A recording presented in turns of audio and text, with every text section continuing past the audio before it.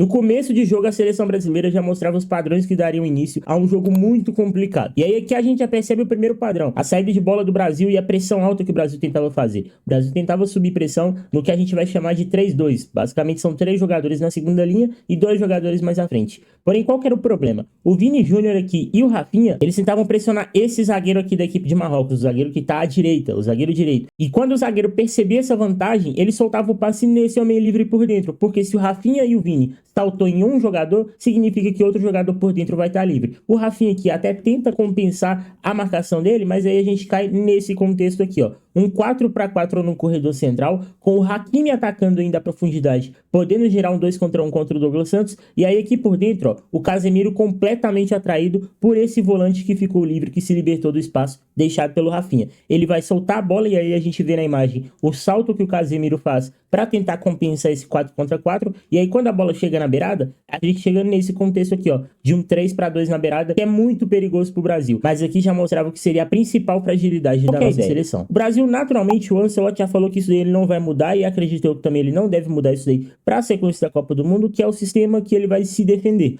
O sistema que ele vai se defender é esse 4-4-2 e não muda. Por quê? Porque nesse 4-4-2 ele tem as duas principais variações dele, que basicamente é o 4-2-4, que vocês todos sabem como que funciona, que basicamente é para você marcar de forma completamente individual, aonde os laterais vão subir, os pontas vão encaixar nos laterais, e aí fica dessa forma aqui completamente encaixado. E aí qual que é a outra variação? A variação que a seleção brasileira mais tentou nesse jogo contra Marrocos, que é basicamente esse 4-1-3-2. E funciona da seguinte forma: o Casemiro, que é esse volante, ele baixava aqui para compor a linha do volante, ele basicamente para essa cobertura, digamos assim. O Bruno Guimarães vinha um pouco mais para frente com o Paquetá e o Rafinha. E aí o Brasil pressionava com o Vini e Igor Thiago na primeira linha. E aí, qual que é a ideia e o problema também dessa 4-1-3-2? A ideia da 4-1-3-2 é você conseguir ter igualdade para pressionar os zagueiros, e essa bola aqui do lateral você consegue cobrir muito bem com o balanço de um volante. Então, você fecha a linha de passe para esse jogador e por dentro também o volante está fechando. E o ponta do outro lado, no futebol não há certo e errado, não há o mais correto e o mais errado, mas talvez o mais equilibrado, digamos assim, é esse ponta fechar por dentro. Por quê? Porque se a bola chega nesse volante aqui central, esse volante aqui, se o cara tiver nesse outro jogador, ele vai conduzir, arrastar a marcação do volante, e aí aqui, ó, você fica numa inferioridade se esse ponta sobe e esse outro ponta sobe. Você vai ficar aqui num 4 contra 4, numa igualdade numérica, que é muito ruim para a defesa que está defendendo. Então, esse ponta fechar por dentro é primordial para o sistema não falhar. E aí, qual foi o principal problema do Brasil nesse jogo contra Marrocos? Quando a bola entrava aqui no zagueiro pela esquerda, geralmente o Vini e o Rafinha, por eles fazerem essas trocas de posição quando estão sem a bola e com a bola, eles confundiam algumas vezes o encaixe e vinham pressionar aqui esse jogador. O Hakimi também, por avançar muito, por vezes atraía a marcação do Rafinha. E aí por dentro, cara, o Bruno Guimarães ficava sobrecarregado. Ele ficava nesse 2 contra 1. Se ele salta no volante aqui central, a bola entra por dentro. Se ele salta aqui no outro volante, mesmo o Igor Thiago tentando compensar, a bola numa dinâmica de terceiro homem pode achar rápido aqui esse outro volante. Esse lance aqui, por mais que o Brasil recuperou a bola, ele tem alguns detalhes muito interessantes, ó. Quando a bola solta aqui no jogador de Marrocos, olha onde é que tá o Vini Júnior. Por mais que aqui talvez a ideia era ele ser talvez uma válvula de escape para um contra-ataque, o mais equilibrado talvez seria ele estar fechando por dentro. E aí o ponta da seleção de Marrocos, ele vai recuar para receber a bola no espaço, e quando ele recua, ele sobe com ele também o Ibanez para acompanhar esse recuo dele. Quando o Ibanez ele salta, o Marquinhos também ele se vê obrigado a saltar para compensar o espaço que o Ibanez abriu. E aí cai nesse contexto aqui, ó. O Marquinhos tendo dúvida se ele salta para acompanhar o atacante de Marrocos, que vai baixar no espaço também, ou se ele compõe a linha defensiva. E aí, nesse momento de dúvida e hesitação, é onde a bola vai entrar a partir de uma dinâmica de terceiro homem, que para mim é uma principal dinâmica para você progredir no campo. E aí, quando a bola entra aqui de novo no corredor lateral, olha o espaço que se abriu para a infiltração desse jogador aqui. Se ele faz um facão nas costas e o jogador aqui com bola acha ele, era um trabalho muito perigoso para a seleção brasileira. O ponta da seleção de Marrocos não vai conseguir executar essa manobra e vão perder a bola. Essa jogada aqui gelou o coração de todo mundo, mas a gente tem que voltar lá atrás em alguns passos, porque ela começa lá na saída de bola de Marrocos. Olha só, primeira saída de bola aqui, aí aqui a gente já vê a primeira linha de pressão do Brasil, dessa vez com o Rafinha por dentro, junto com o Igor Thiago. E aí nessa estrutura aqui de vir pressionar o zagueiro e pressionar o volante. Por dentro, a gente já vê de cara que logo tem uma superioridade numérica da seleção marroquina. A gente já vê aqui um 3-2. Só que qual que é o problema disso daí? O Rafinha deveria vir fechando um pouco mais esse jogador aqui para libertar o Bruno Guimarães de saltar mais alto aqui no volante central da seleção de Marrocos. Como isso aqui não acontece, o jogador de Marrocos ele aponta falando, ó, joga lá na frente porque a gente pode tentar ganhar uma segunda bola, porque ele deve ter feito aqui um joguinho de pescoço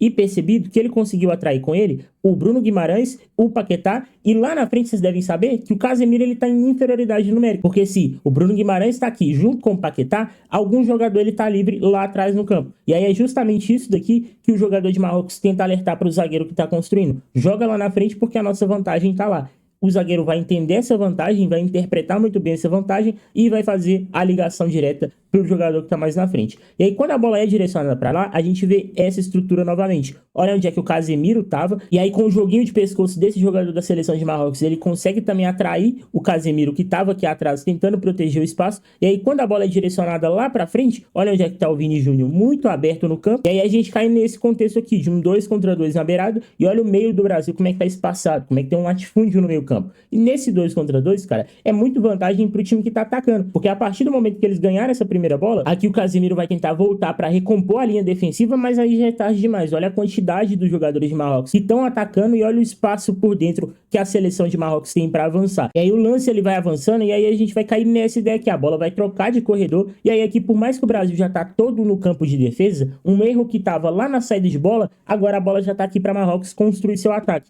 E aí aqui que é o principal problema. A bola vai chegar aqui no corredor lateral e olha como que o Brasil tá defendendo. Completamente aqui individual, na igualdade numérica, a gente vê aqui dois jogadores aqui, se a gente fecha esse quadrado, é um 4 contra 4, então tem uma igualdade numérica. E aí quando a bola chega nesse ponto, velho, se ele ganha o duelo dele, a tática vai em ruínas, porque esse 1 para 1 ele é muito perigoso, não pode deixar o adversário ter esse 1 para 1. Quando ele tem esse 1 para 1, olha aqui por dentro como que 4 jogadores da seleção brasileira estão sendo atraídos, e aí olha o espaço por dentro que tem deixado pela seleção brasileira. E aí vocês devem se perguntar, mas por que tem esse espaço? Vocês lembram do Vini tá muito aberto lá na ponta? Pois é exatamente esse ponto. Se o Vini ele vem fechando o corredor central por dentro, naturalmente ele vai estar ocupando essa região do campo. Como ele não recompôs, a gente vai ver esse jogador da seleção de Marrocos aqui sozinho na entrada da área, meu amigo. E por pouco uma catástrofe não acontecia. E aí, naturalmente, velho, o torcedor ele vai se prender no resultado, alguns vão se prender no desempenho da seleção brasileira. Eu acho que foi um desempenho muito abaixo, mas também entendo que não foi tudo por água abaixo também. Acho que o Brasil tem algumas dinâmicas bem interessantes e é nisso que eu quero me apegar, mas eu acho que também a característica dos jogadores em muitas vezes não se ajudam. Olha só pra vocês verem. Essa bola aqui o jogador de Marrocos vai conseguir interceptar, mas nela tem uma dinâmica bem legal. Saída de bola do Brasil nessa 4-2 aqui, como a gente pode observar. E aí, qual que é o primeiro ponto que eu quero chamar a atenção?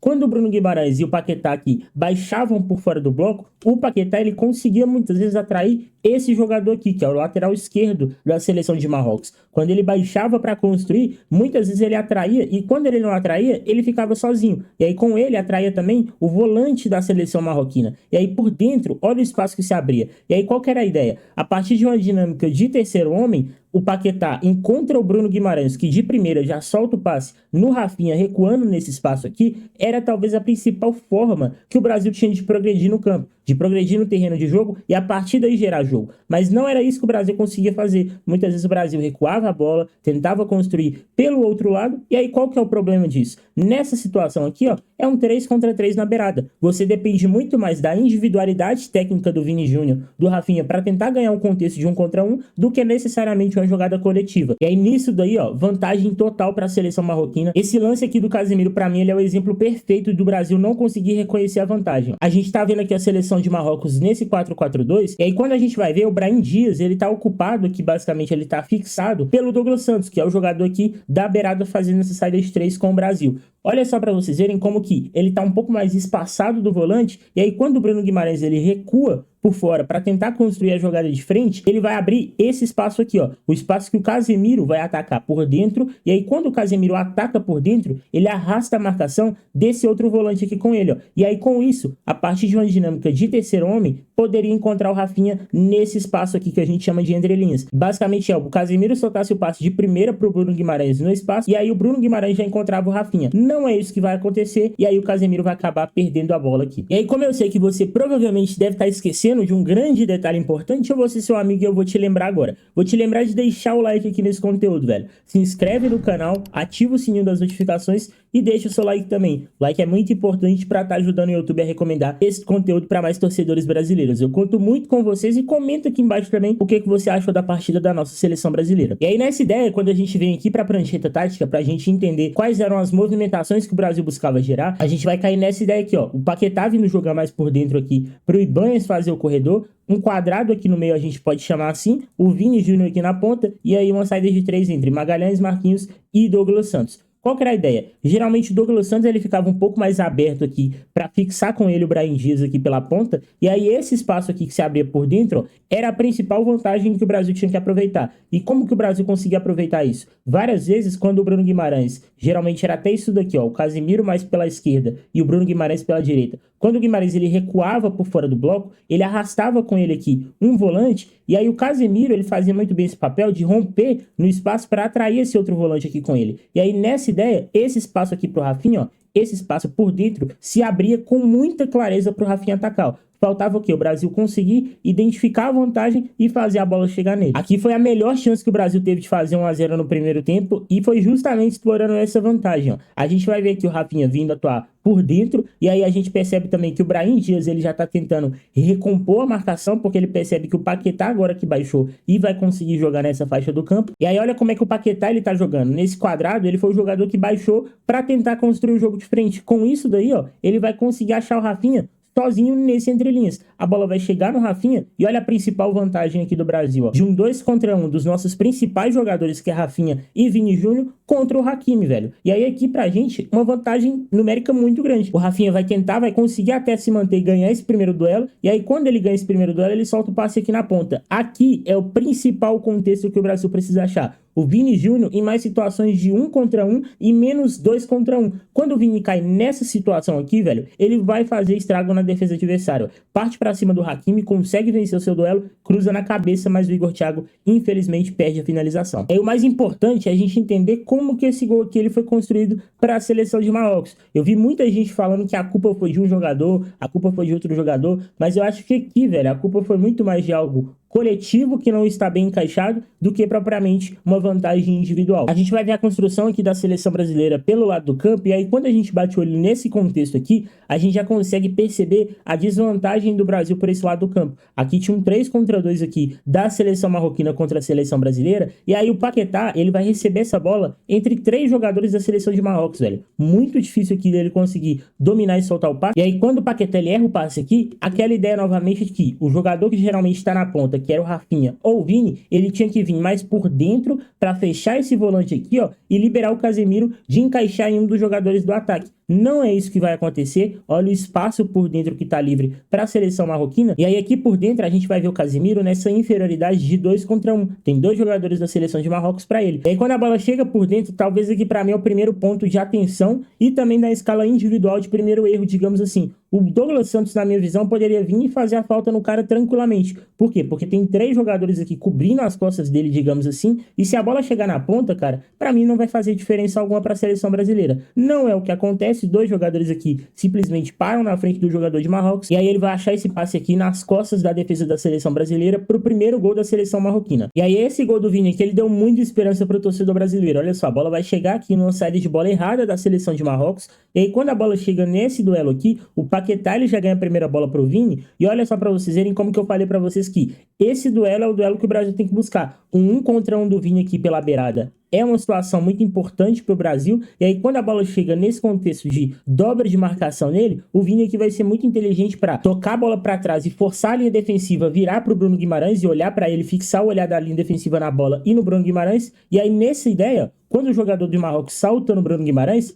logicamente o Vini ficou livre. E aí quando o Vini vai ficar livre, ele vai receber esse passe sozinho na profundidade. E aí aqui, meu amigo, especialidade da casa, né? O Vini puxa pra dentro e aí num baita chute consegue aqui empatar o jogo para a seleção brasileira. Bom, e aí eu acho que todo mundo concorda que pro jogo contra a Haiti o Brasil precisa de algumas mudanças. Fato é que o Brasil muitas vezes pelo lado direito era uma equipe manca, porque isso daqui acontecia muitas vezes, como a gente viu. Essa bola entrar aqui pro Ibañez e cair nesse contexto de 3 contra 2 pela beirada. E aí o que o Arthur faria? Eu tentaria mudar principalmente a característica do jogador atuar nessa faixa do campo. Por quê? Porque eu entendo que pro jogador atuar nessa faixa do campo, colado na lateral, para mim ele precisa ser um jogador muito mais incisivo no último terço, um jogador que vai tentar mais vezes essa jogada de 1 para 1 e vai conseguir colocar o time dele em mais vezes em vantagem. E o que então eu faria? Eu tentaria construir com o Brasil aqui, jogando com esse lateral por dentro. E aí pode ser que dê certo colocar o Fabinho para vir atuar aqui no lugar do Casemiro jogando por dentro, porque o Casemiro não fez uma boa partida.